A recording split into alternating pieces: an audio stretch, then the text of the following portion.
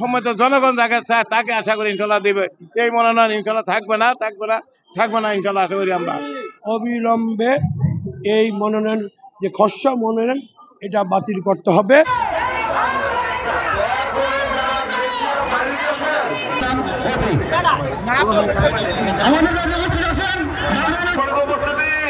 আমাদের মাঝে বিশেষ সহকারে এসেছেন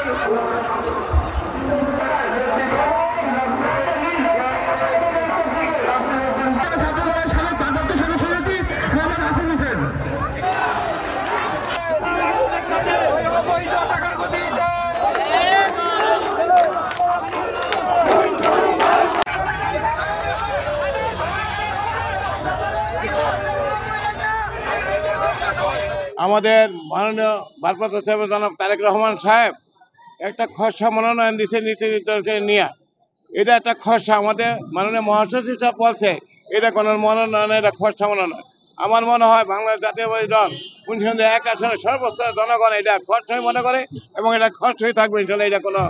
এটা কোনো খসড়ার উপরে কোনো নমিনেশন এটা হবে না।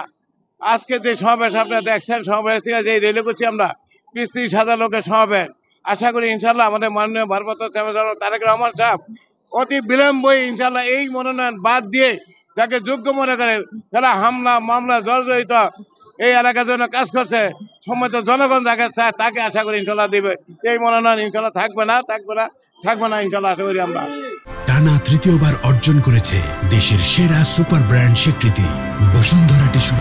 লোক দূষণ তাকে মনোনয়ন দিয়েছে, এই জন্য আজকের আপনারা দেখছেন এই সমাবেশের মধ্যে হাজার হাজার নেতা কর্মীরা যারা আছিলেন তারা কিন্তু এই আব্দুল্লাহর বিরুদ্ধে তারা কথাবার্তা বলছে, তারা এই নমিনেশন চায় না।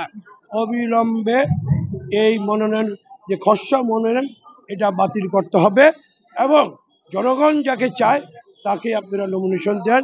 ইনশাল্লাহ ধানের শীষের এই ব্যক্তি ছাড়া যে কোনো লোক ধানের শীষে ক্যান্ডিডেট নিয়ে আসবে, তার পক্ষে খালেদা জিয়ার ক্যান্ডিডেট, তারেক রহমানের ক্যান্ডিডেট, আমরা তার পক্ষে কাজ করব। তাকেই জিতিয়ে বিজয় করার জন্য আমরা সবাই ওয়াদাবদ্ধ। এখানে ডান দিকে দেখেছেন আলহাজ মমিন আলী সাহেব, উনি অত্যন্ত ত্যাগী নেতা। হামলা মামলা দিয়ে আমাদেরকে দূরের সরে রাখতে পারিনি ফেসিবাদরা। আমাদের নামে ৩ শতাধিক মামলা, বারবার কারণ আমাদেরকে সাজা হয়েছে, এরপরও আমরা কিন্তু পিছপা হইনি। আমরা ফেসিবাদের বিরুদ্ধে আন্দোলন সংগ্রাম করেছি। সেই জন্যই আজকে এখানে যারা উপস্থিত সবাই ত্যাগী নেতা, সবারই একটি বক্তব্য যে একজন ত্যাগী নেতাকে দেওয়া হোক যার অবদান অর্থ এলাকায় আছে এবং সবাই তার পক্ষে ধানের শীষের পক্ষে কাজ করবে।